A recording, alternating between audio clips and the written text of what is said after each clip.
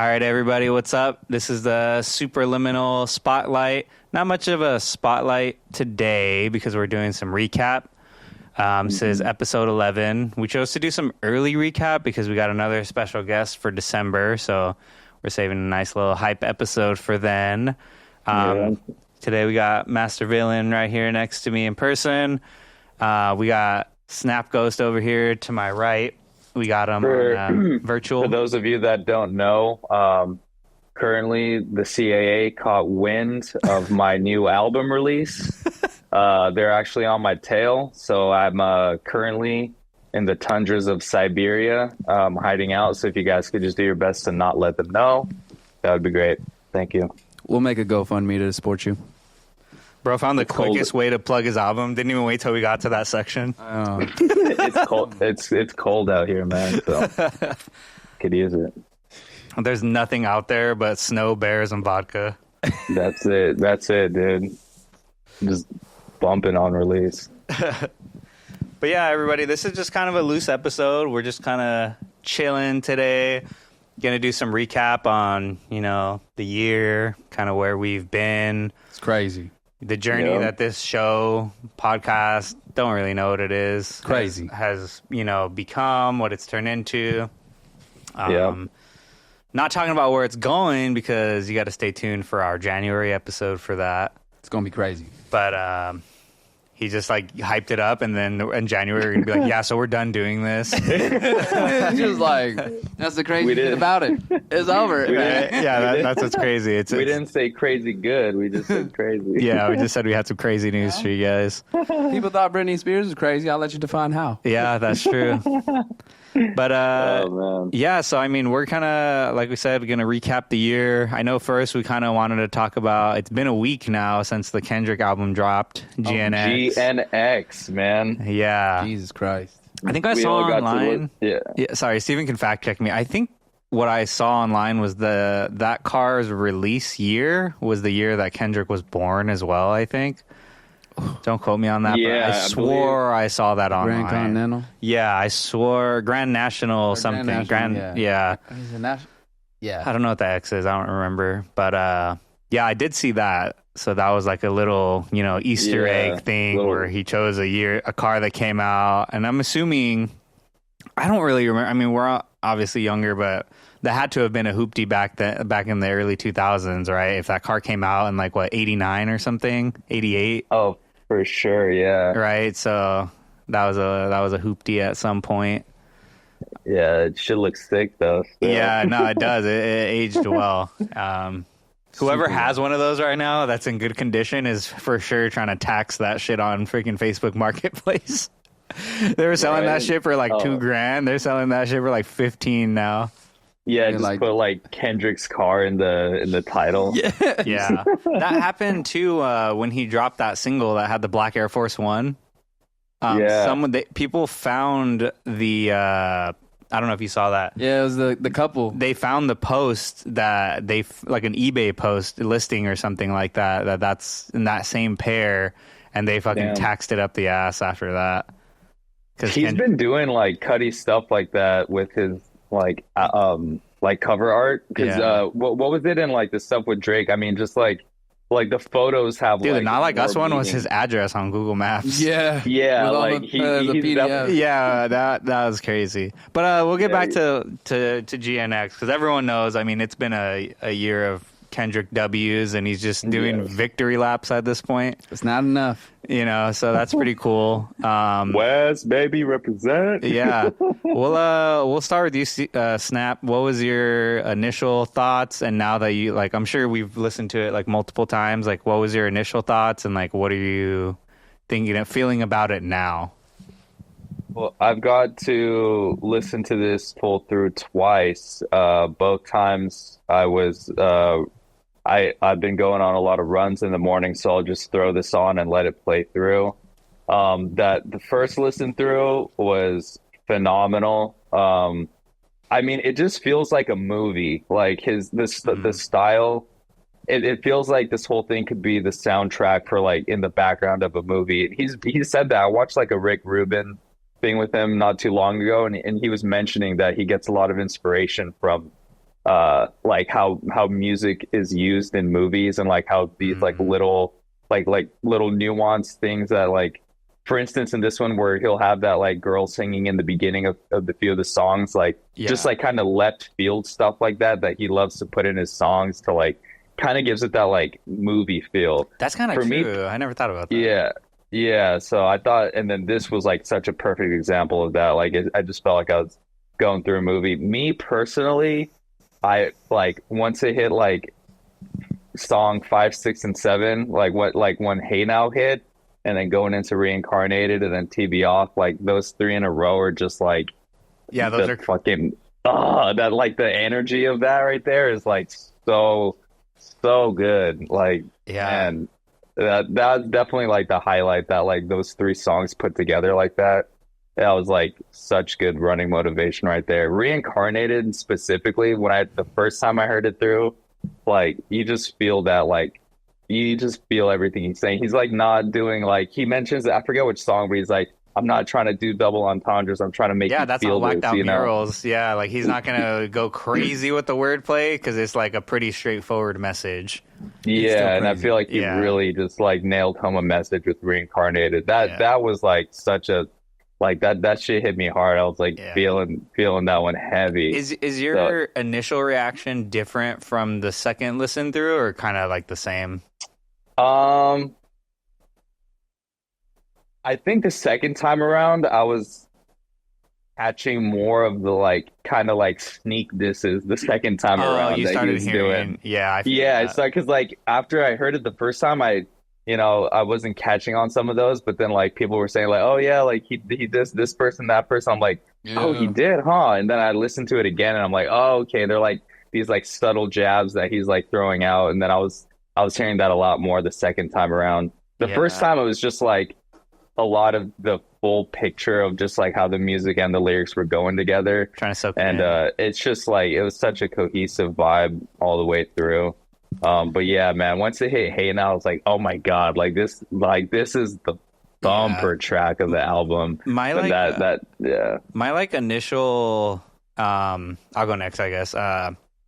Unfortunately, the first time I heard it, I was in the car with Ashley, so we what do you mean? Oh, dang, it wasn't a bad thing. We were just quiet listening, but I'm saying like the car drive wasn't long enough to listen to the whole thing, so me and Ashley split, like listened to half of it and then listened to the other half the next time we got in the car. And I think that like I was fucking with it, but I was like a little bit warm on it. I wasn't like, this is crazy. I was like, okay, like, these songs are good. I felt like warm. But the second time I listened to it, I just listened to it like front to back, just like, sitting there, only listening to it. And I was like, okay, this is like no skips. Like this whole project like is cohesive. It touches like, he still has got like the like, fucking classic rapper bars, like just, on chill shit. Then you got like songs like Dodger Blue that are like, windows rolled down, cruising, California shit.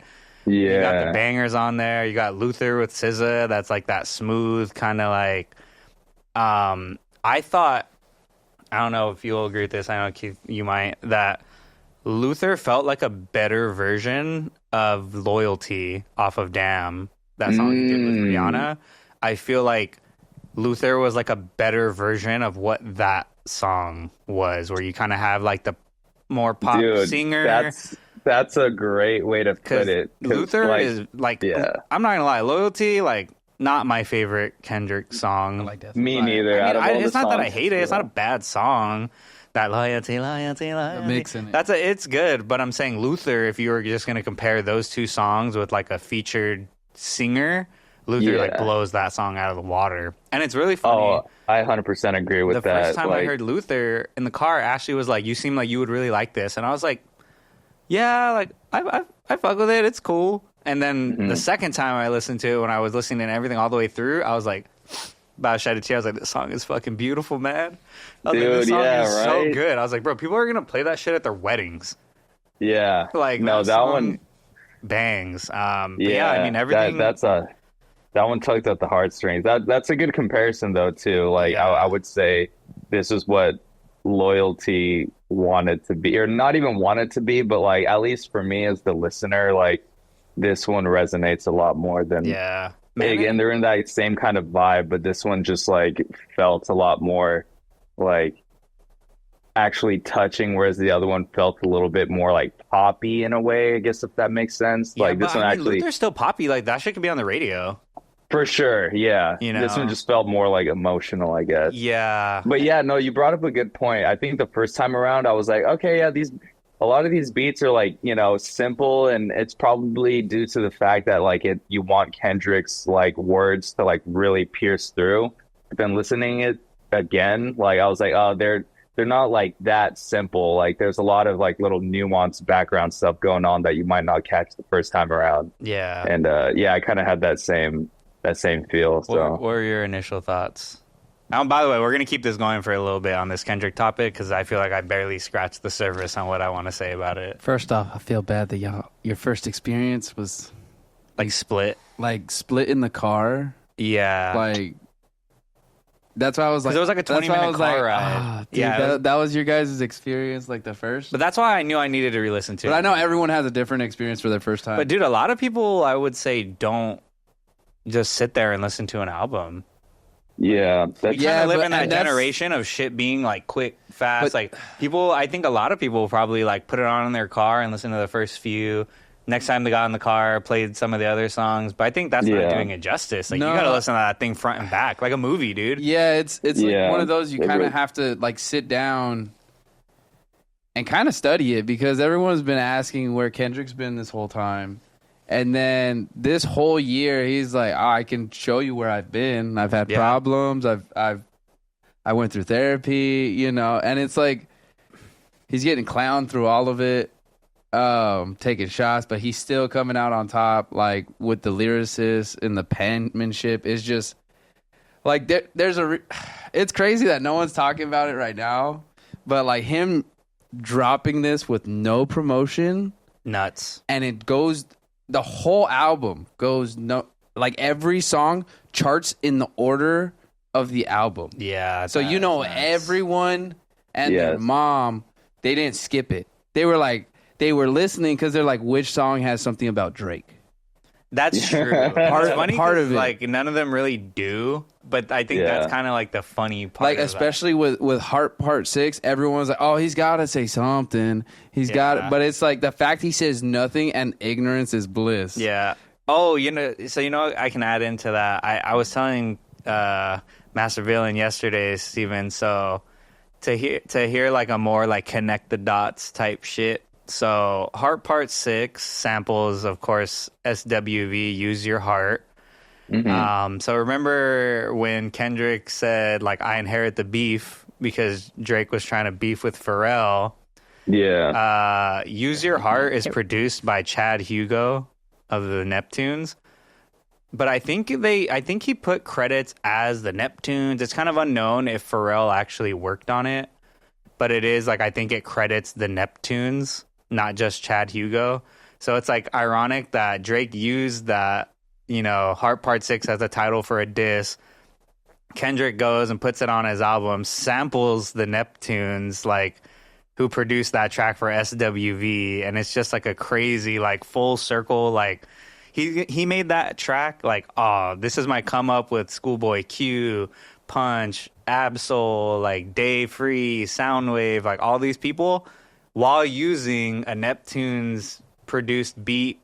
I don't know. That's just like, this guy is playing fucking chess. He's calculated. Like, dude, it is crazy. He's so calculated. When that knowledge all comes together and you're like, wait. And people are like, oh, dude, the SWV sample's fire. And it's like, but who made that beat for SWV? Yeah. Chad Hugo, who said the Neptunes.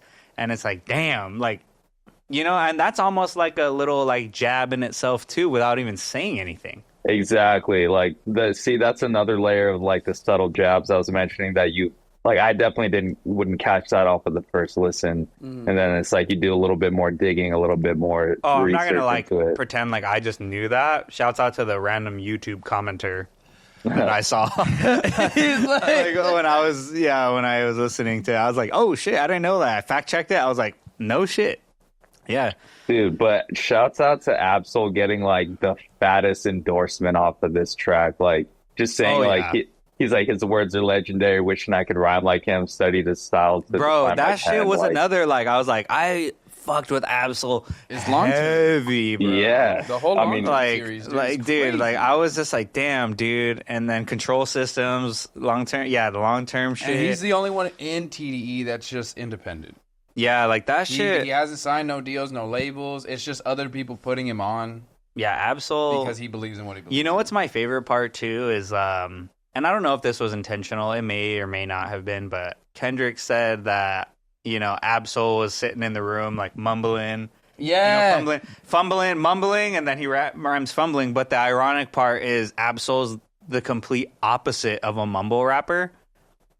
So I don't know if that was like a funny play, like saying that Absol's in the corner mumbling raps when he's like the opposite of a mumble rapper. I thought that. Yeah. I don't know. Maybe he did. Maybe it had nothing to like. But if I had to like go analytical, like, oh, is that like a funny like saying he's mumbling raps, but he doesn't because he got a crazy pen game? I think that's. I feel like it's like painting the image of like when you're in the studio and like the rapper's doing just that, in the corner on his phone, he's just wondering that. Yeah, that's that. Yeah. yeah, like yeah, doing but see, that that's shit. what you would think is face value, Like right? surface level, yeah. Yeah, but maybe I'm just overcooking. But I thought like, oh, surface level, yeah, like he's mumbling, right? Yeah, I know exactly what you mean. We sit there and Keith does that, people do that, and they're like practicing the bars. But what if that was just like a little like mumbling raps, but he's like that dude's the furthest from a mumble rapper. That could be. Exactly. It could be like the. I'm thinking about this in a whole different way. It could be how people view Absol compared to others, because his, like you said, his penman game is just way beyond and ahead of a lot of people's times in certain aspects, dude. Crazy. Like the flow cadences he had, like on terrorist threats, was just wild. I think Absol doesn't get. He doesn't get enough praise. I don't want to derail it too hard and start talking about Absol, but I think if I just had to give like one quick point, I think Absol gets a hard time because blog era rap, like when that era of like ASAP Rocky or like ASAP TV, hella against him. Not against him, but like they weren't helping. A lot of the beats didn't age super well. Mm-hmm. But the bars are like still super good. I'm not gonna lie. He does have like songs that aged super well. Like Turn Me Up. He has a lot of songs. I'm not gonna go through all of them, but like he has a lot of songs that aged well. But like when you go through a lot of catalogs, I mean, you'll find songs from Tyler the Creator, ASAP Rocky, even Kendrick from that era that the beats didn't age super well.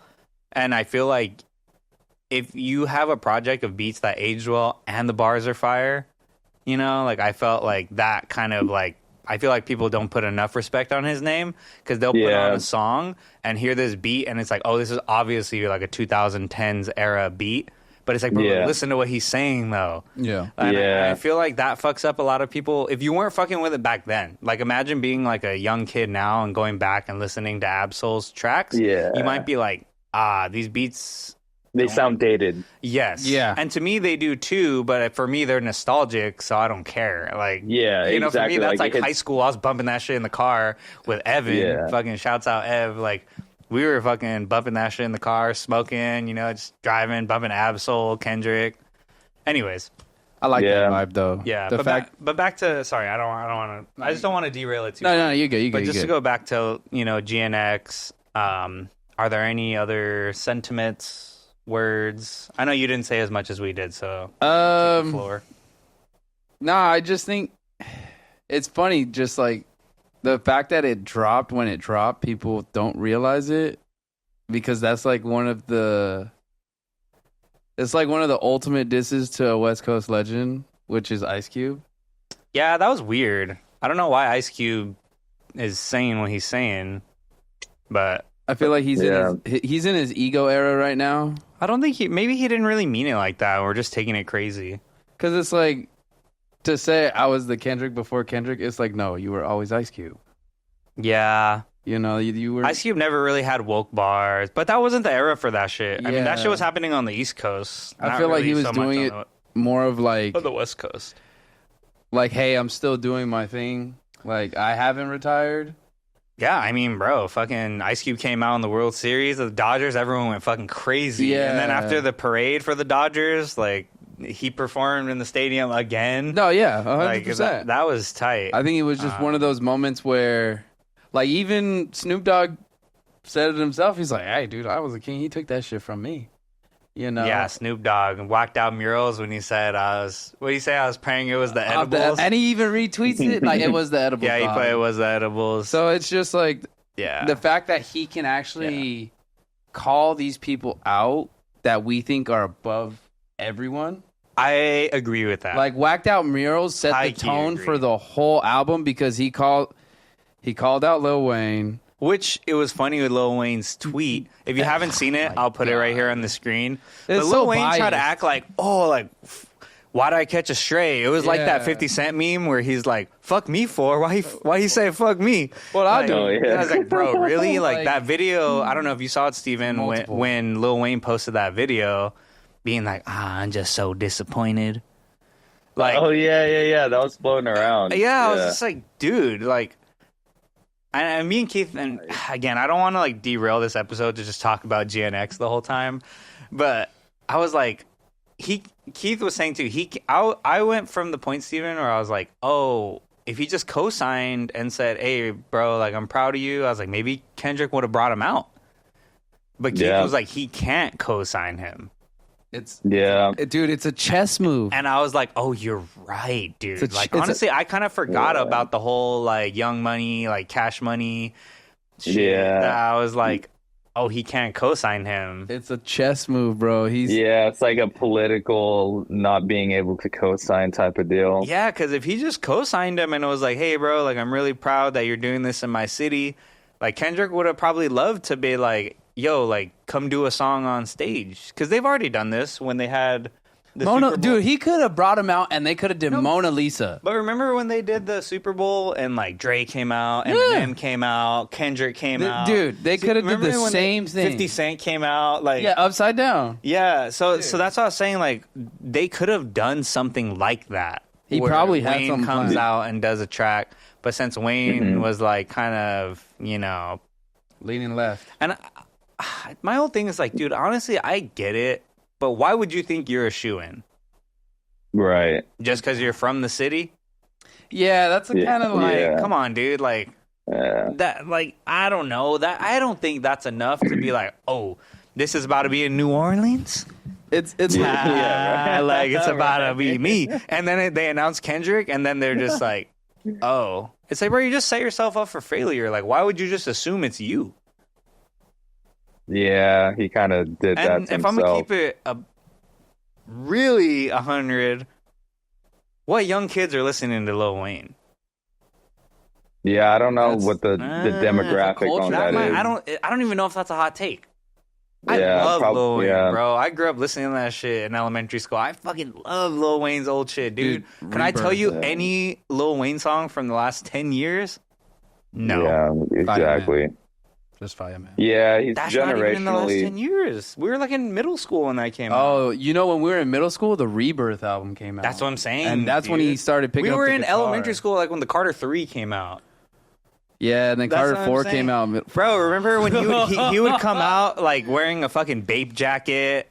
What is that? The Hustler music video where he's wearing the purple Bape jacket? Like, dude, that for me, like, that's so sick. I would have loved to see Lil Wayne at the Super Bowl, but whatever. I feel like if he wants to, he's coasting right now. Yeah, that's all. And I get it, dude. Like, they have to get people who are relevant right now. Like, they can't really just pull people. Like, okay, actually, especially with no. I can't say that because what the fuck has Usher and like Lil Jon and Ludacris done? But that's an Atlanta staple, though. No, but it was in Vegas last year. Well, they have Vegas. I know they have the residency in Vegas, but if we're gonna use that same logic, then it should be Lil Wayne for New Orleans. Like, I have to keep the same energy. Yeah, no, but I think that's the biasm. Right? Like, dude, all the songs they performed were the old songs from when we were kids. But I think that Lovers and Friends, like those are not These are not that they're not relevant now, but damn, I just fucked my whole argument up. You got to think about the cost.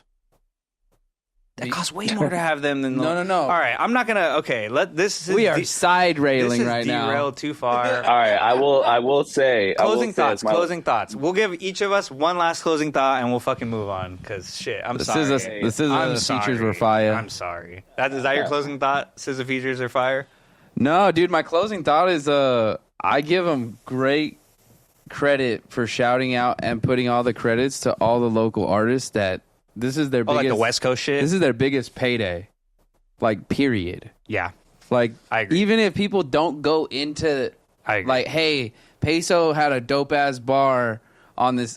People are gonna check them out, and like they'll check them out, right? And then it'll be like, oh, I liked him with Kendrick.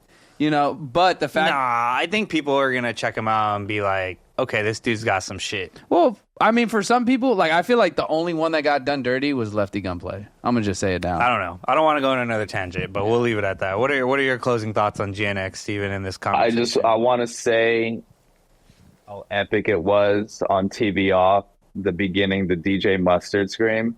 Oh, in like the middle, yeah. That meme, dude. Oh, dude, I almost thought about printing like the SpongeBob and like the Dragon Ball Z meme. There was one dude where when Gohan went Super Saiyan in the Cell Saga, like the first time he went Super Saiyan, it was like Master. I was like, okay, that was my favorite one. But yeah, no, it's like that track, and then I guess the last one that they did was Not Like Us, which was also like a huge banger. So to like live up to their that has the same energy for sure. It certainly does. So what 100%. I heard people saying that TV Off, like people were like, oh, Not Like Us, it was a diss track and a banger.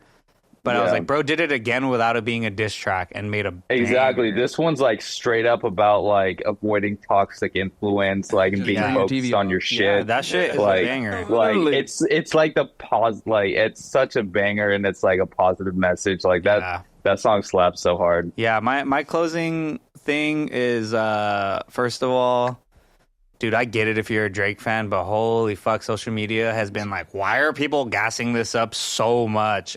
Why is Complex only posting about this? Why are all these archive and music pages only? Because it's fucking fire, dude. Fire, like, bro. Fuck, if Drake's your favorite rapper, that's cool, but like, let Kendrick have this moment. Like, it's objectively fire. Like, why? Says. And people just want to be so like, shit's mid. And I'm just like, all right, I mean, you're entitled to your opinion, but would you be saying that if Drake wasn't your fucking favorite artist? I don't know. Probably not. You're entitled to your opinion, but your opinion is wrong. My last little closing thing, too, was that Man in the Garden.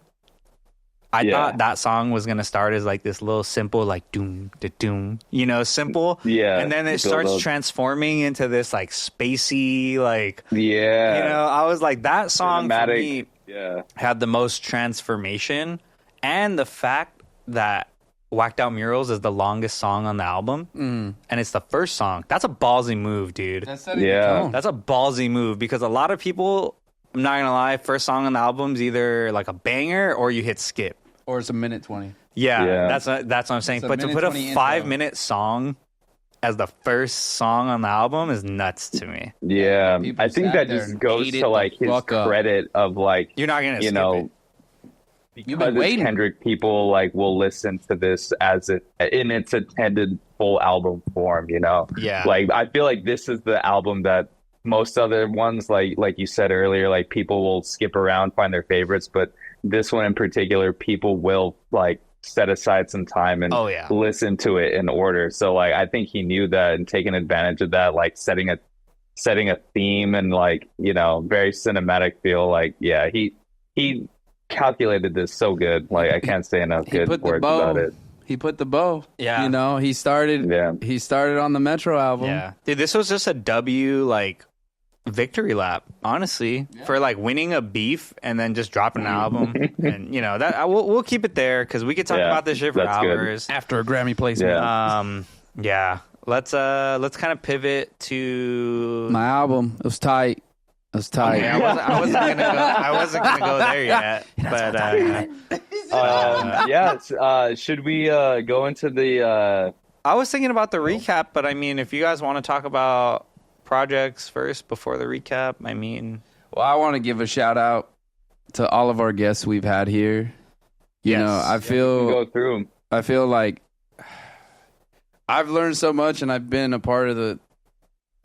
It's weird to say this. I've been a part of the culture in a way, but not in a crazy way. But it's cool when I go to events now, and I don't make music like other people do, like with the beat pad and everything.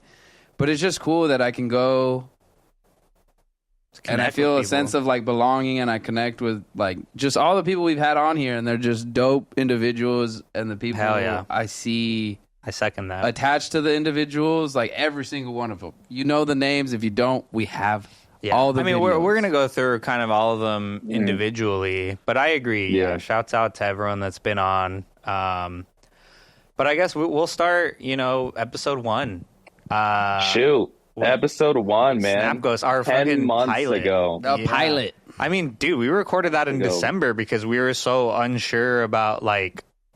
First of all, my editing skills, because if anyone didn't know before this, like, I wasn't really fucking with Premiere. Like, I took the dive in the deep end and was like, fuck it. And I pay monthly for the Adobe, suite. And I was like, we have to do it monthly. I'm not going to just waste the money on this shit. And the goal for me really was, I told you guys, we're going to bang out 12 episodes. That's the goal. Like for me, I'm like, I failed if I didn't bang out 12. And of course we're on 11. We're going to hit you with 12. But for me, that was the goal. And that's why Snap Ghost and me, we were the first 2 episodes, because these were we were just straight up the test dummies. Yeah. We literally came into it with the idea, and we're like, well, if we're going to execute this, who better to start with than with us? And also, to see if we can, not even who better to start with, but if it comes out shitty, I'd rather my episode and your episode not to be like, they weren't shitty, but I'm saying if it was going to be someone shitty, I would rather have it be ours than someone else's. I'd feel horrible if we put out an episode. So that's why I didn't want to have like a guest on the first one. Like, we gave us like kind of the opportunity to get comfortable on the mic. We got the brunt end. Start talking. And I feel like all 3 of us, like, if you hear us talk on the first 2 episodes, we got a little like, I don't know. I feel like it's easy now to talk. I feel like when you first start out, it feels like you're like rushing the conversations. Yeah. Like, you know what I mean? And like now I'm like, bro, I could sit here for fucking 3 hours and talk about this shit. Yeah, I definitely remember like I think one of the shortest ones is like our first 2. I think so, something like that. I felt like they were like some of the shorter ones. But it was cool, like I think your episode was 50 minutes, mine was an hour 10, and then after that yours was the New Year / Christmas, so we like so we recapped a little more there. We did all but that. Damn, I can't believe that's already like that's crazy. Yeah, that's already about to be a year. Behind the screen on that one. Who's on? What do you mean? I mean, no, like after the first 2 I was behind the screen. Oh yeah. But I'm saying if we're going chronological. Oh yeah. Yeah, dude, it's just a crazy experience to come full circle, and this month marks, 3 years being here? Yeah, in this studio spot that you see us in. But yeah, let's kind of, what do you take away from yours, just like your episode? We can kind of do an overall at the end, but what's your episode? Yeah, I mean, let's see. For my spotlight, I was coming off of my last release. I think prior to that was that project I had, Ghost Walker. Yeah. Which I played like a few songs from that. Did one of the OGs from Purgatory, I think, and then I was featuring a couple that I had made in November. So yeah, pretty much a year ago.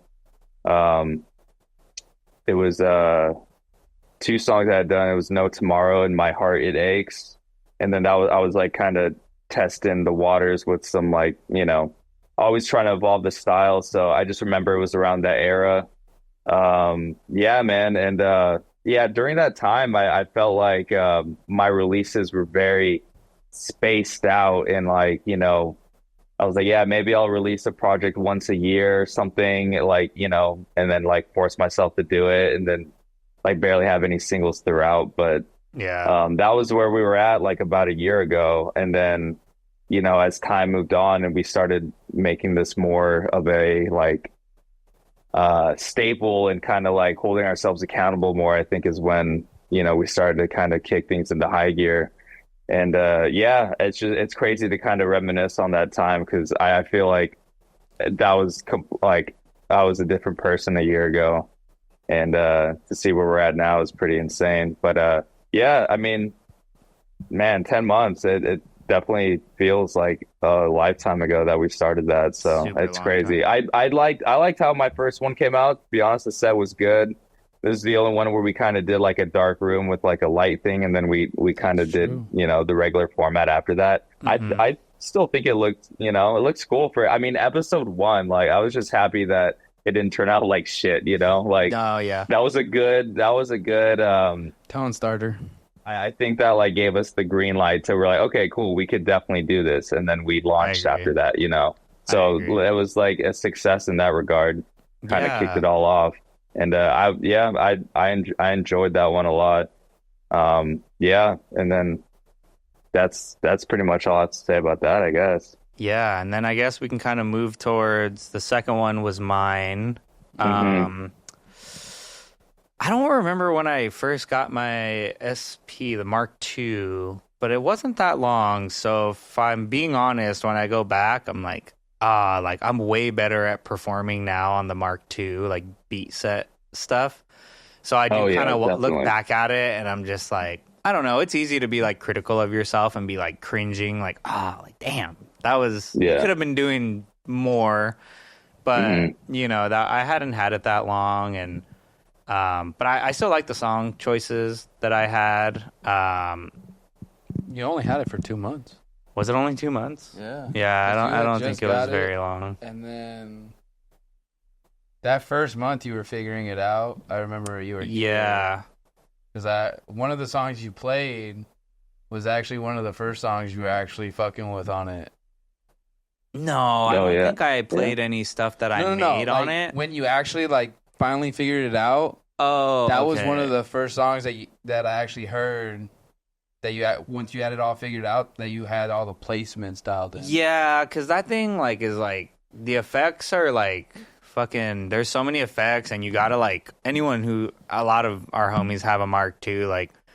There's only like there's 6 effects that you can 5 technically that you can click through. One of them, if you click it, you have to cycle through and then find. It's like an auxiliary type of like.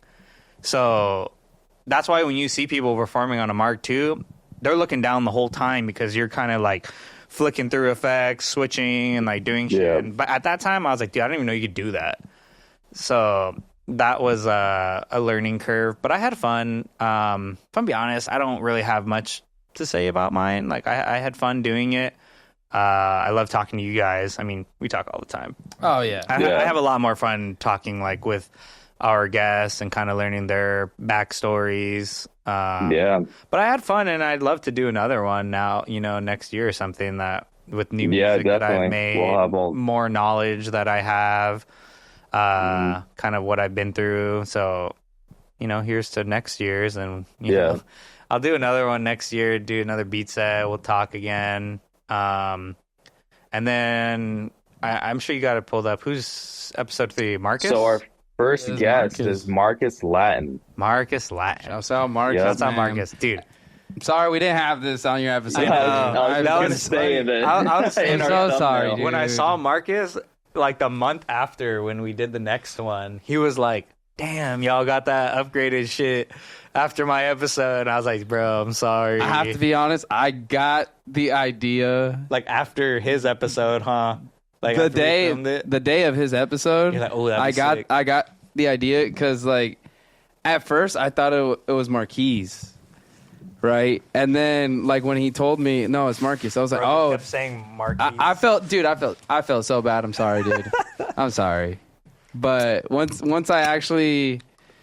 he told me, I was like, okay. And then for some weird reason, I just thought about like movie marquees, and I was just like, Marquee. Like just like going to like the Vogue. Is that what those are called? Yeah, like movie marquees. Yeah, no shit. I didn't know that. Without the S, yeah. And like I wouldn't have had this idea without Marcus. Damn. Like straight up, I'm sorry we didn't have it, but without you, we wouldn't have it. Yeah. Exactly. So it was a blessing in disguise. Yeah. Yeah, I love that. Like when Marcus was like, "Oh yeah, I went to that Doom show." I was like, we were like, "What?" I got so jealous. I was like, "Dude, you saw Doom?" I was like, "That's fucking crazy." He saw Doom in like this vicinity. Yeah, basically. he was super close. We put the image on there like from his Instagram. Wow. Yeah, that was a crazy takeaway from that. Marcus is the homie. I haven't seen him in a little while, but I think he's doing well. I think him and De La are at the vinyl night tonight at Border X Brewing. Oh yeah, I did see De La posting. I don't know who's going in. That is today. Yeah, but nice.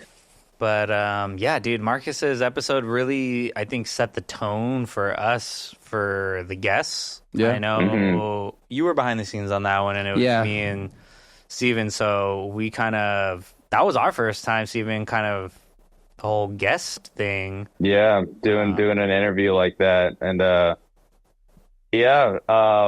going into that, I feel like I was like a little nervous. I'm like, okay, I hope these questions are like not just like some like, basic surface level shit, and you can actually like learn something, or he's not just gonna be like, oh man, this is like what kind of questions are these? But once we started doing it, I was like, oh man, like you started to see like the comfortability like unravel as we were doing it. Almost, it felt like, Yeah. Yeah. That's how I felt too, because like my first time doing it, like I felt like I had like technical ass notes, like the question verbatim. Like, dude, if you saw my notes on the recent episodes, it's like a little bullet point of like 5 words, Well, but exactly. But the first one, I'm like, oh, I need to have like this question, this question, this question, and then like, But that was cool, like getting to know Marcus, because I always like told people, and I think I'll kind of, we'll touch on this at the end, that it's just like a pretty chill environment. Like it's not really like, I think a lot of people were like, oh, like. Well, especially Marcus had no fucking clue what he was in store of, because there's no prior. There was the first 2 episodes, but it was just us 3. Yeah. So there's no telling. It's like, I don't know. He didn't know what it was going to be like. We didn't even know what it was going to be like. But we started off with such like a chill, kind soul. So like Marcus really helped us like set the tone and like give confidence for me, at least, that I was like, okay, like dude, that went super smooth.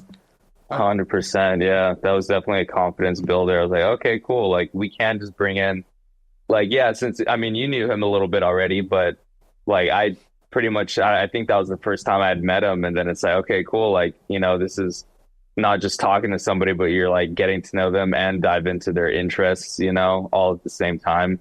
Yeah, and that was definitely a good experience to know. That was like, okay, cool. This is something that we can do, and not stammer over for an hour, and it's like it felt natural, like something that we could continue doing. So that was a good thing. That felt really good to like continue having guests for sure. And then so to kind of pivot, so that our next guest, let me see, I'll see how many I could do from memory. It was De La, episode 4. De La, local legend, shouts out. The homie, local legend, man. This one I was so hyped for, because I said it in the interview too. I'm just like, man, I remember finding you on SoundCloud, not knowing who you were, and just like your. I didn't even know he was local back then. Yeah, like we didn't know he was local. We had just found it because we were into that music, and he was like, he was a talent, man. Like I just remember listening, like, man, like this guy's like up there. So like the fact that he lived in San Diego and we got to talk to him, I was like, wow, that's insane. So I was super stoked for this. I was like that the first time I met him at This Is My Beat. Shouts out Alejandro. I had seen De La, and I was like, I'm gonna say what's up to this guy. Luckily Lance is like so approachable, but I remember at the moment I was like, oh, like damn, like I fucked with this guy heavy on SoundCloud. Like, I gotta like say what's up, So that was like, I was really glad to have him on here. Lance is a stand-up guy. I mean, he's always at the events, putting shit on. going crazy, making beats and stuff. Dude walks into the studio and immediately goes to the keys and just starts ripping. Just starts ripping the nastiest chords. I'm like, before we started that shit, Lance comes in and he just starts playing the keyboard that we have here and just starts doing some crazy licks, and he's just like, oh yeah, like I like do like a lot of sampling, but yeah, I was like in a band before, and I was like, hey, we'll save this for the let's talk about this in the interview. Don't drop the sauce yet. But that was super funny that he came in and just started going. He just like laid down the credits right there. Yeah, we're like, all right, dude, like it went crazy. Yeah, that was gret. But yeah, super cool. One of the most down to earth dudes for sure. Yeah, he came through with the MPC Live 2, the SP, the 404, laid down great tracks. That was the first one I did like a little bit of experimenting on, where like I think you were at my house, right, when we edited that. Yeah, that's when we started to do like kind of fade editing. I don't know, we didn't really come back to it, but his episode just felt right. Like on the beat set to kind of put like these like background scenes kind of mixed in. Yeah, that was cool. Like, like not downing anyone. I don't know. Just that one felt right to do that. I don't know if that's something I would want to do on like every episode, but for some reason it felt right. I mean, like in that like moment, I was like, oh, I'm going to fuck around and do this. And that's also another cool thing about these shows have been giving me another creative outlet of like editing videos and like doing stuff like that, which is not my forte. Like we did it in college, right, Steven? But like, I haven't really fucked with it since then. Yeah, so it's cool to kind of like, have this other like creative outlook where I can like, oh, like how can we make this like elevated? Like, so that was super cool. But I mean, dude, Lance is stand-up guy. Yeah. That's like I can't really say more. Like he's super chill dude. I had a great time talking to him, hoping we can have him again on more content next year. Shit like that. Definitely he's a real one, man. His music is phenomenal. He's so humble. Every beat set he does is like, I'm always just like astonished, Yeah. Let's see my crappy long-term memory. So we got January, February, March, April. Blue Worship was after, right? Blue Worship, episode 5, baby. Yeah. Shouts out. That was us. Adrian, baby brother. Shouts out, man. Blue Worship. Shouts out. Yeah, man. I mean, I guess since he's not here, it's just, I've been so like happy with the Blue Worship project we started this year. He came to me kind of wanting to, branch out into it. Like his music kind of had some similarities to mine, but definitely in its own world. And he was kind of done just doing his own thing. He's like, I want to work with somebody else to like get outside of my own box. And luckily that worked out great, and we've been collabing ever since. That project was we'd been, once he started working in the studio with me and we got a rhythm down, we were like getting a song done like every single time we met up. And there was a while where we were meeting up at least once every single week. So for like 2 months it was like one song done every single time, and then sometimes we would start a new one. So our flow was just getting like so natural, which is dope. And I love personally, like I'm super huge on working with an artist. Like I love making stuff on my own, but it just doing that whole like like whatever you envision for this person like makes you kind of step outside of your own natural tendencies. And I love doing that. It was like same with Ingemar, same when I work with Keith, that's always like some of my favorite shit to do. So, and I thought that beat set was like he performed so good. Like I don't think there's any like he just went through it all like smooth. And luckily we had already had some like performances under our belt, so we were like pretty comfortable with that set. That was like a big one. Remember that the herd of, we were like, this is our first one with someone using a mic. So it's funny that you were a part of kind of both pilot episodes where it's like, this is our first one like recording someone. Yeah, don't know how this is gonna come out. Like, but again, like Yeah, well, change my name to Pilot Ghost. Yeah, dude. Fucking, but Adrian, baby brother, he was also saying, he was messaging me after, like, dude, that's like my favorite, like, recording. Like, he was saying that he had listened to it back, and that he was like, dude, like, yeah, he was telling me for a while. It's like, man, like the way that came out, the editing, like. He's like, I finally have something I can show people of what we're doing. Very like, tangible. Yeah. Like if you're like, oh, like Blue Worship, and it's like, oh, what do you have? Like videos of someone recording you, your old Instagram stories. It's like, nah, like check this video out. Of me like some shitty bar video. Here's me going hard for 20 minutes. Yeah, exactly. Yeah. So it's like something you can just like, now we could like pitch that if we're ever performing anywhere. Like we want to go to a venue. It's like, boom, here's what we do. And that was the first one that you were on. That was with a guest art, like with the guests. Yeah, that was officially the first one I was on. That was the first time we had 4 people. Like we were like, fuck it, and we just like squeezed in. Yeah, because we didn't. It's like you said, we didn't know what kind of format we wanted to go with. We didn't know about person behind the camera, but also because I know Adrian and Snap. So it was just who better to grill them on questions? Yeah, no, that shit worked out, dude. And it was a great episode. I had a good time. We all had a good time. Oh, yeah, it was different in a good way, so that helped out.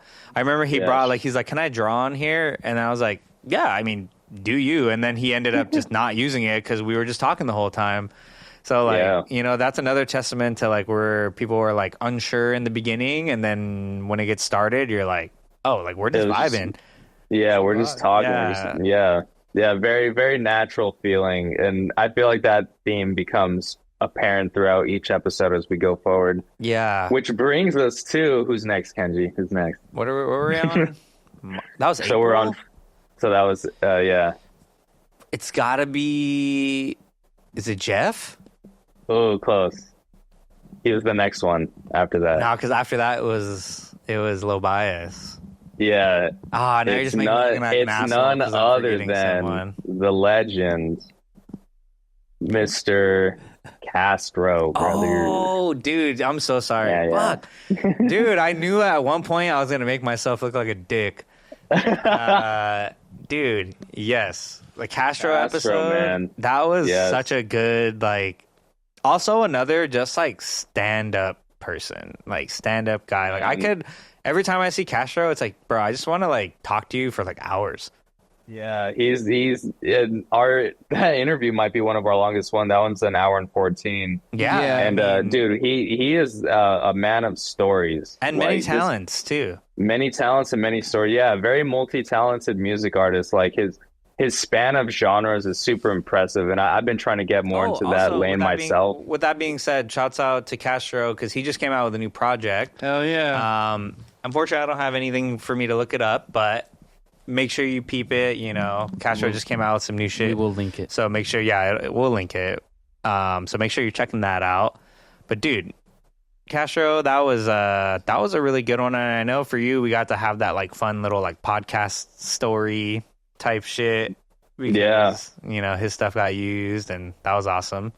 Yeah, like it's crazy. I'd heard his stuff already. Like, kind of similar to De La. I was like, both of these guys. I'm like, man, I've heard your music already without knowing that you even live in our city, and to be able to like chop it up, and then just going through his discography, I'm like, man, his beat style resonates super hard with me. So I was super excited to interview him, and yeah, dude, what a guy, man. I love him. He was such a good conversator. It's like a perfect podcast guest, like that's the type of person you would want to like, just pick their brain and hear what they got in store.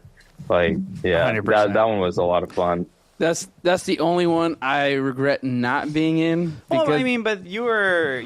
Well, no, I was in it, like behind the camera. First time we had someone pitch in, like, you can hear you in the video, talking about it. Because like, we didn't know he was gonna bring that shit up either. No, yeah, after the cameras cut, dude, the fact that we had so much in like knowledge, like and that history, SoundCloud, more than I knew about that shit. And dude, shouts out, you one of the SoundCloud goats, man. Yeah, Castro, that was a great episode.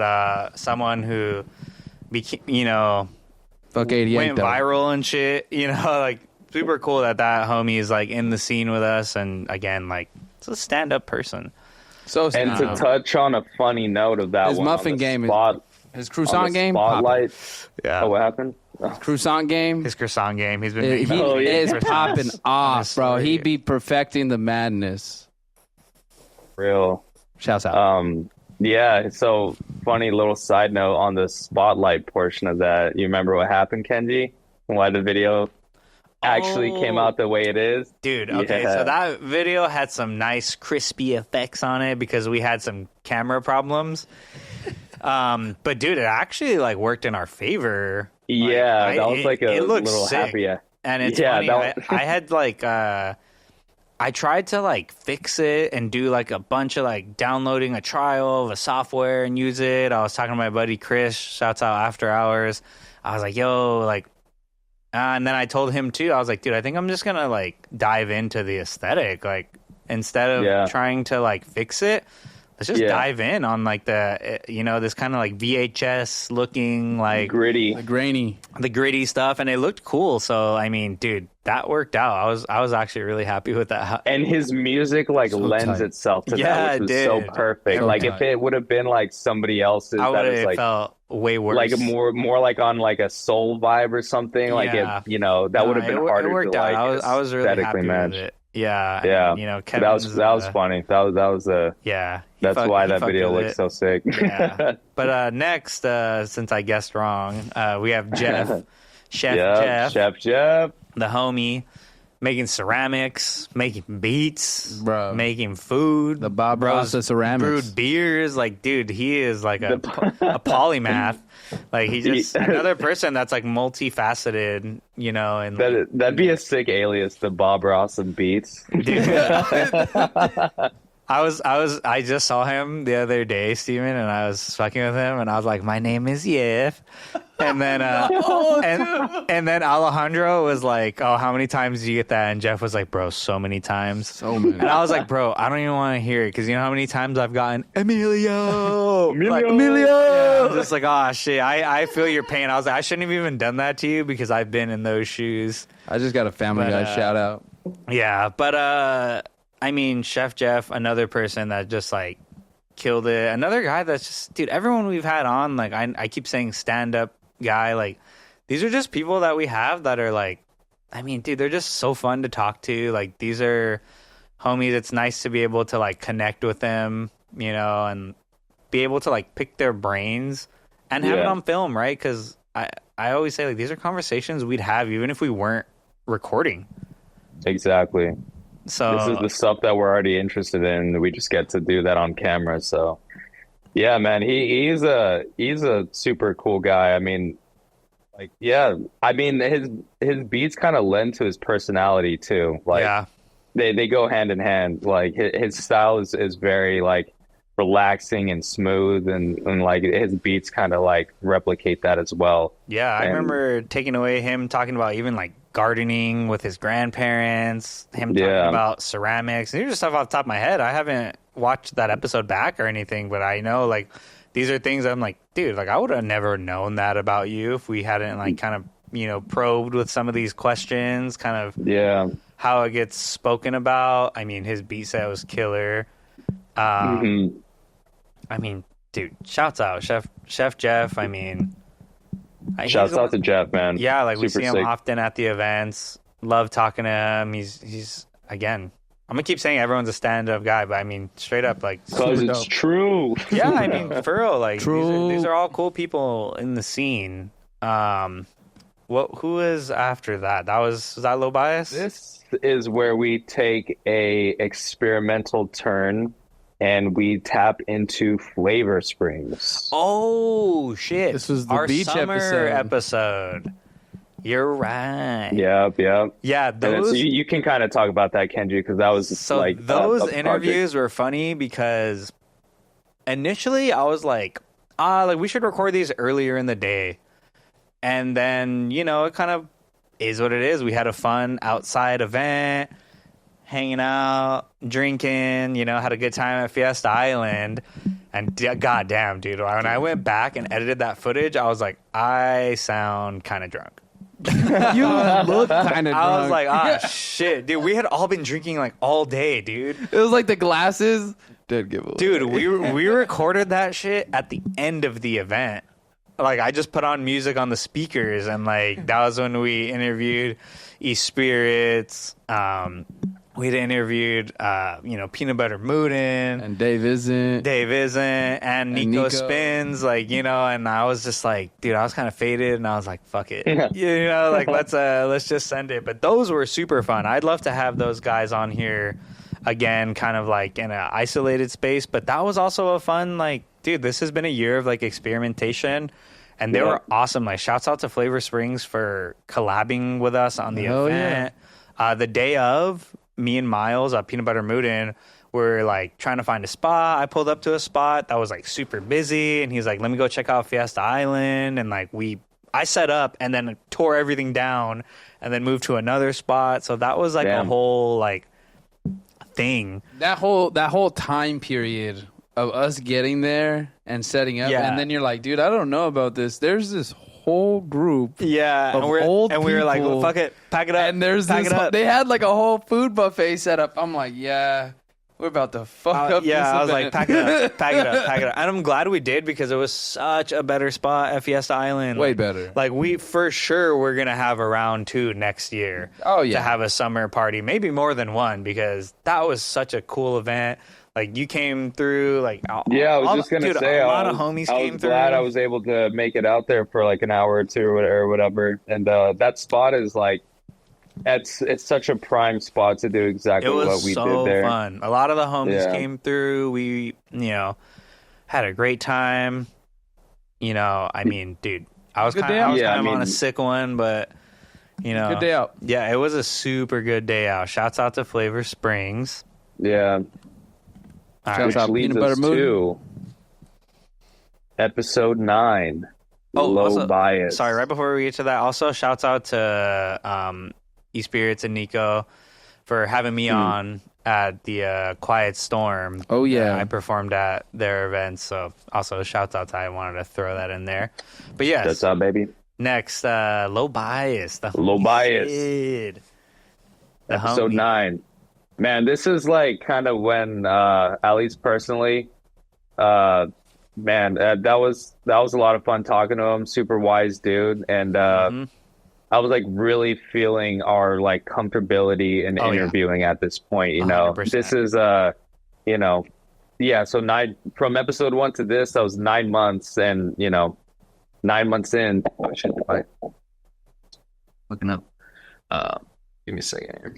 Oh, you good? Nah, you good. We always get technical difficulties. It happens. Can you hear me? Yeah. Yeah. I think my headphones went out. Anyways, yeah, just like watching that video back and then watching like our first interviews, I was like, okay, yeah, we're definitely tapped into the conversation now. And like you said, it's like now we can just write a couple bullet points in the phone and, riff off of that like so much smoother. And I just really felt good that one to like know that our interviewing skills are improving over time. You see it in real time. So. I agree. Yeah, Low Bias had like it's funny. I always, he's the guy that like buys and sells gear like crazy. Oh, dude, this guy's always posting something. It's on like Instagram. Craig's just watching his stories sometimes. Yeah, I'm like, he's like trying to sell this. Like, about to cop one of these.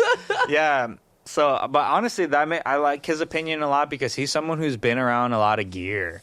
Like, I'm not really someone that's had my hands on a lot of gear, like buy, sell. And I think that's cool to kind of tap into that, like, let me just fuck with, like, a bunch of shit.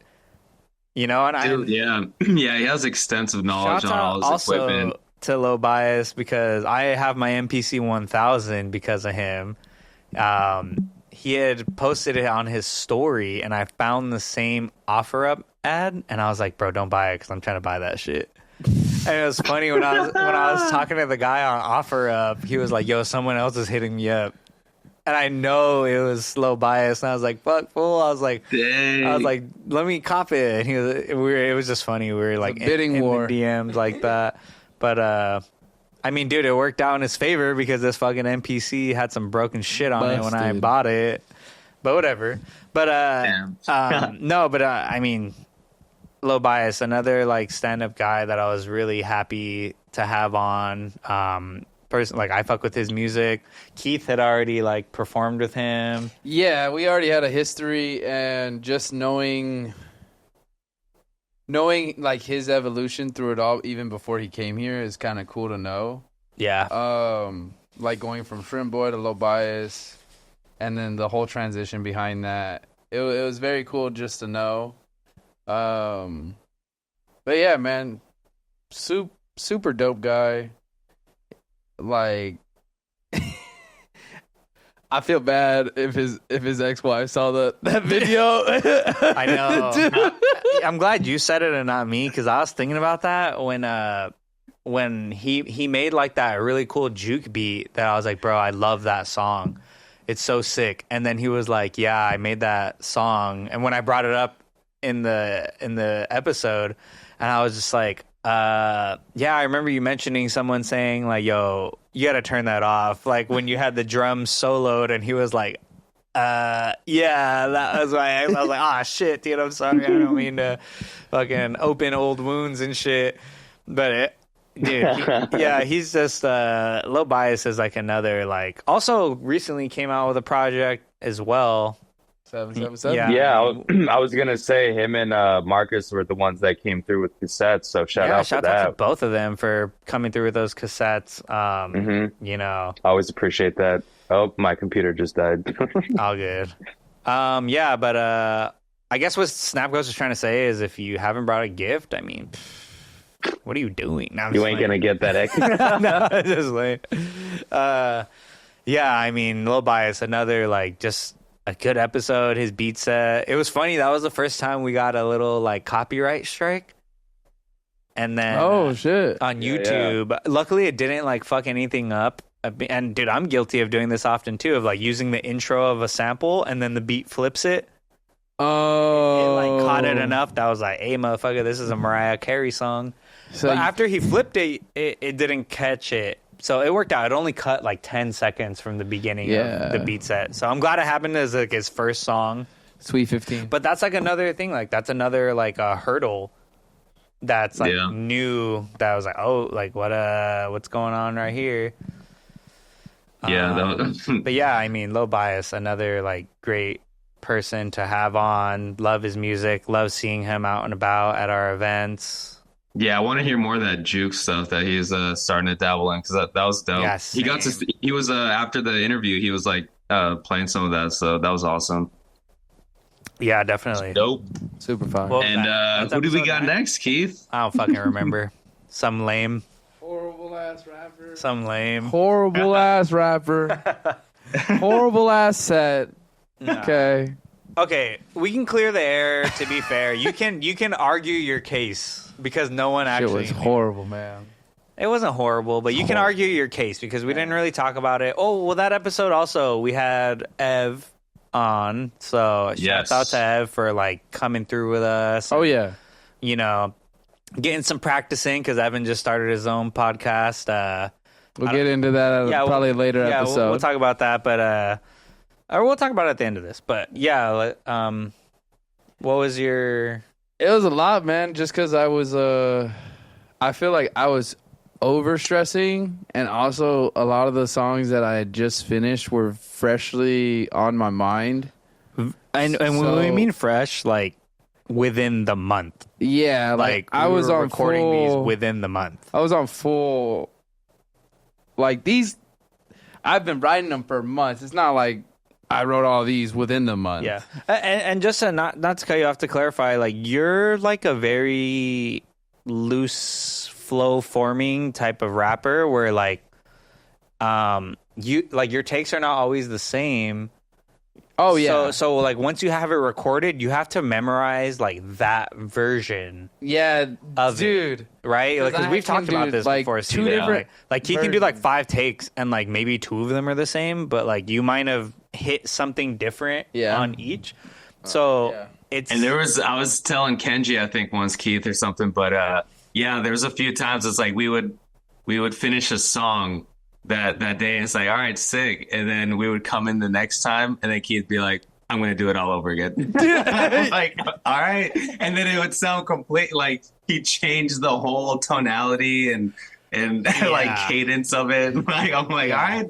Yeah, I was like, we're in crunch time, but man, whatever feels right, we're gonna, and that's what was important with that project too, is that like you were just going with like what felt right in the moment. Yeah. And I think that's more important in the long term in terms of like your satisfaction with the song. Because if you would have just like stapled down to what you had like wanted to, like that first take, and then like we have that project released, you're always going to go back and be like, man, that's not how I wanted to attack it. Yeah. And at least like, if you weren't able to like memorize your stuff as efficiently, at least like the songs themselves sound like the way that they're meant to. And like, you're probably happier, I'm assuming, or I mean, you can elaborate on it, but like going with your gut and like being experimental, like on some of the other songs this time around, like I feel like it paid off.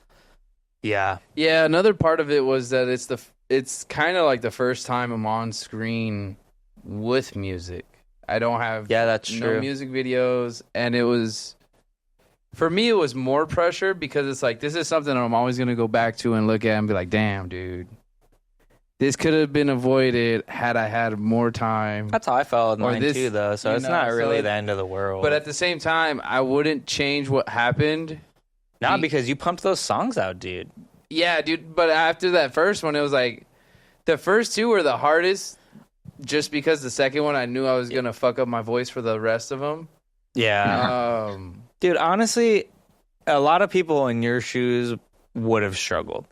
Like, if you just recorded a bunch of shit and then you're like, hey, like, you have a week and a half, memorize these and make them perfect, and then now you have to perform them on camera. Like, that's not, like, an easy feat. That's not like me and Steven, like, making beats and shit and being like, oh, press play, and then put some effects. That's nuts, man. Like, that is an undertaking that I would not be able to accomplish at all.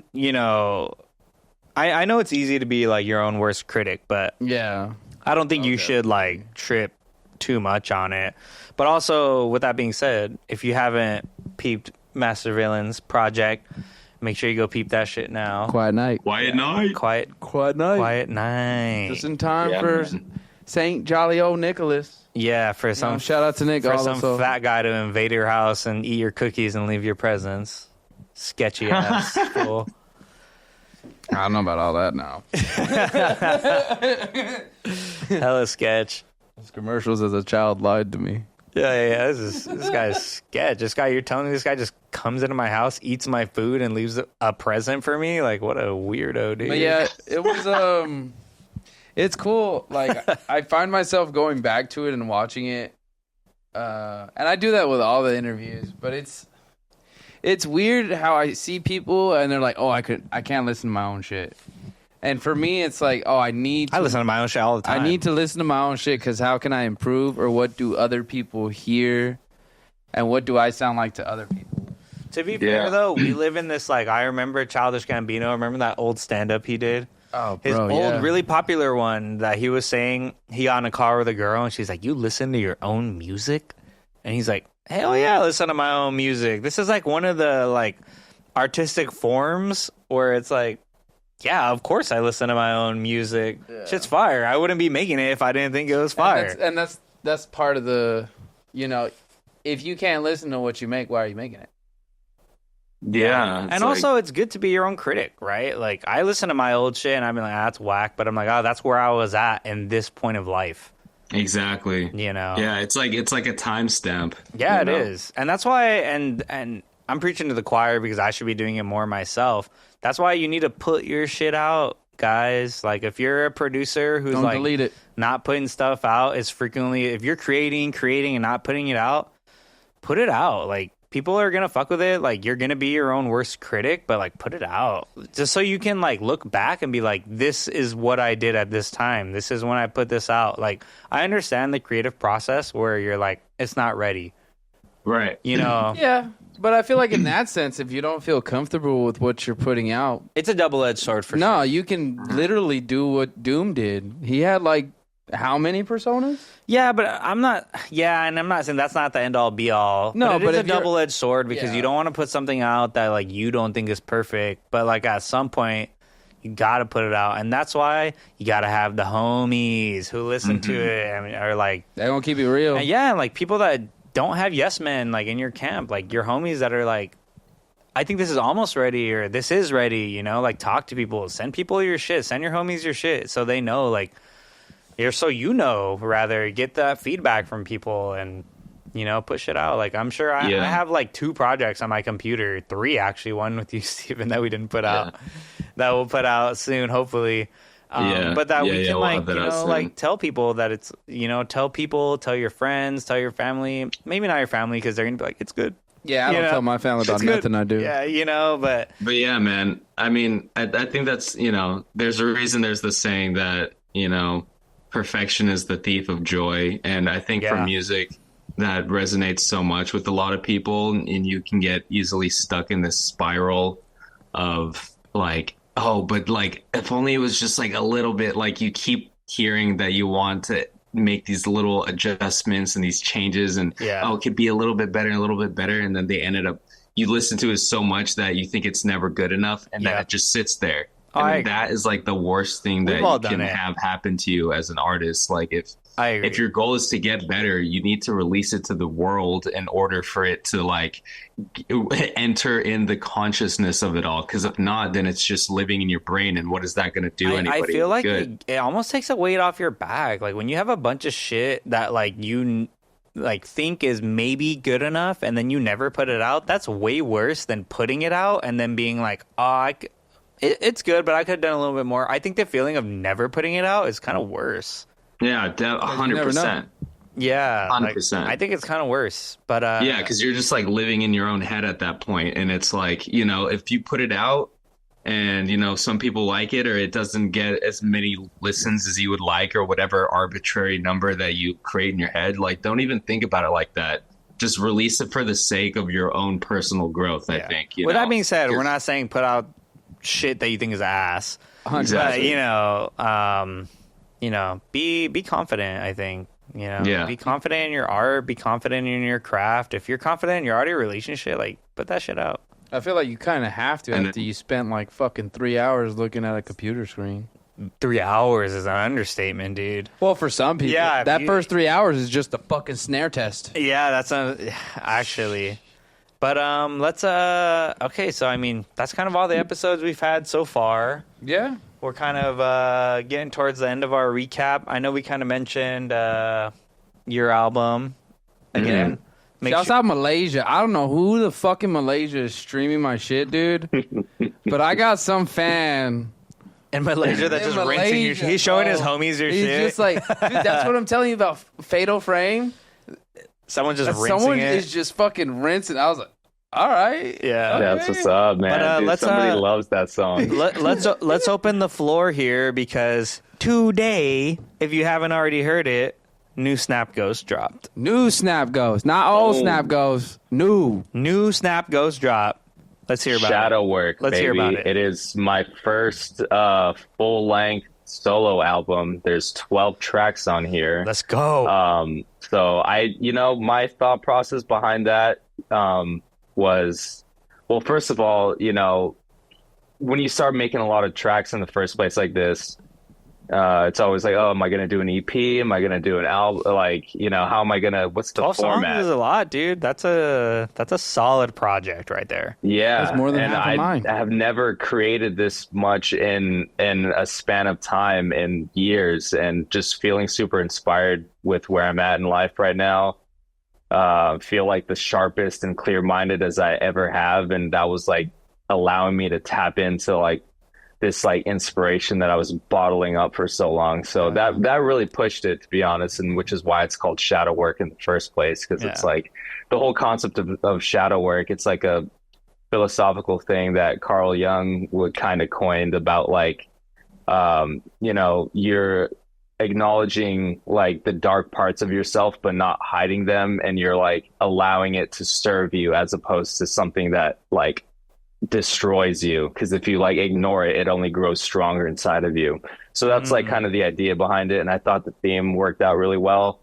Yeah, and so the other thing I was toying with was like, oh, what if I just release one song every week, and that's 12 weeks of singles, you know? And according to the algorithm, that's the way you should do it, right? It's like that's how, you know, you get like that whole, you know, oh, it's like you start to build up consistency, and like, you know, algorithms like that. But to be honest, what made me really kind of just do the album, I was like, man, I want to like look back on this and like be proud of it as a cohesive project. And if that sacrifices like me getting less views because, you know, the attention span of just wanting to hear one song and moving on, then that's fine. And like I could really care less about that right now. I think what makes me happier about it is like in the future I'll look back on that and I have this like album of work that like it stands together. And to me that just like means more than, you know, accumulating Spotify views. So that was my whole idea with it. So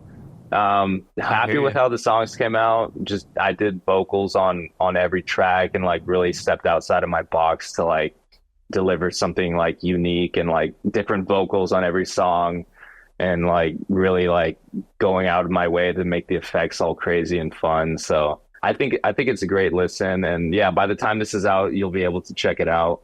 Yeah, I mean, it'll be the day this comes out. Yeah. This Black Friday, baby. It's also my birthday then in the future, but now. So, yeah, in the future, but now. Black Friday, my birthday, album release, all in one. So it's this guy's like so corporate. Perfect. His birthday's on Black Friday, right? Celebrate me, but spend money. This guy's so corporate, bro. But also goth as fuck, baby. This guy's so corporate. Go buy a new TV in light of his birthday. Yeah, I'll put a 30% discount. 30% discount on release day only. Yeah. Hashtag stoic. Yeah, hashtag stoic, baby. But yeah, I don't know. Super happy with it. I think the songs will resonate with a lot of my homies and people that I, you know, kind of going back to what we're talking about, like sharing your music with the people close to you. So agree. Yeah, that's, you know, my validation at the end of the day is like with myself and with my close friends. You know, like if my close friend thinks it's cool, then that's a success in my book. That's how it branches. You know, but, so and then that's pretty much for this year. It was like my main releases. That project is the main thing. I had one song that I released called Ethereal Domain, kind of like I think almost like maybe like 10 months ago or something. Yeah, that was the one where, like the short you did, right? The green kind of like with the little like wavy little effect or whatever. Sorry, that was so far off, but I know it was something like that. That was right around the time of Immortal. Yeah. And that was like the song right before I kind of was like going on this like personal growth journey. So that, and even in that song, I'm like referencing like how this is like kind of like the end of something and then the start of something new is about to happen. Yeah. So I don't know. That was like my main stuff for this year. So big year for me. I don't know. For music, I feel really good about this. Yeah. You hit like the perfect segue, because I did want to kind of just like wrap up with kind of like what the year has been. I know we're not at the end of the year quite. It's been crazy. Yeah, it's been an interesting year for me. I just went on that whole rant of dropping music, and I haven't dropped music this year. Neither have I. But I've been busy. You just dropped a project. What are you talking about? But before that project was in the works. But what I was going to say, I'll keep mine short and sweet, you know, because we gotta wrap this shit up. For me, I did a lot of beat sets this year. We threw events this year. I worked on new gear. I copped an MPC 1000. I've been making beats on Koala, like on my phone. I've been doing live sets, beat sets and stuff, you know. Shouts out. I know you made it a point to like really get out there and like make more of a public appearance this year. And I feel like you did do that. Like, I've been trying. That was a big goal. Yeah, that was a big goal of mine, is like, dude, we have such a great community of beat makers. If you've watched this far and like you haven't been to like a Supraliminal event or the This Is My Beat event, we are like I mean, I don't even want to say we, like, Alejandro, this might be, is like holding it down. Like, pull up, play your beats on the open aux, like, get out there, like, meet people, talk to people. For real, don't be afraid. Like, this is such a cool community of fun people. If you're watching this, you know, and go back and watch our other episodes. These are people you're going to run into at these events. These are people that are performing at these events. Seriously, like, pull up. Like, I think you know, we got a good group of homies that... It's a very down-to-earth crowd. Yeah, for sure. This is not like a gate-kept crowd by any means. Like, no matter what, if you're a house producer, hip-hop, if you're into boom bap, trap, disco, you know, whatever the fuck you make, like, pull up. Like, let's hang out. Like, let's talk. Like, seriously. Yeah. That's my biggest takeaway of the year, for real. Yeah, it's 100%. I agree. Is like, just show up. Like, it's so easy to, like, yeah, I get it, you know, work is a valid excuse, but if you're not doing shit on like a Friday, Saturday, Sunday, and there's an event going on that says, hey, there's an open aux for an hour, and you're not coming out and playing your beats, dude, you're fucking up. Like, come out, like, come play your shit, come meet people, come network. Like, I don't know, I feel like I have made better beats just from networking and talking to people and being inspired, and like, I don't know, like, that's definitely, that's really where I've been at, is like, my friends inspire me, and everyone we've interviewed this year is my friend, and they've inspired me. You guys inspire me every day. 100%. My friends that I've met, like, people that I talk to, like, they all inspire me. And like, even if you're not local to San Diego, tap in with your scene. Yeah. See what's going on. Like, because I promise you, there's some shit going on. And if there isn't anything going on, start your own. Yeah. For real. That's literally sometimes, you know, the only way is to, you know, build what you want. Yeah. If it doesn't exist already, like, start that shit yourself. Do it. Even if you're at your parents' house, you better start it. That's what I'm saying. Well, I'm not saying throw a B show at your parents' pad. Unless no. they're cool, we've got to throw a house show. House show in the back.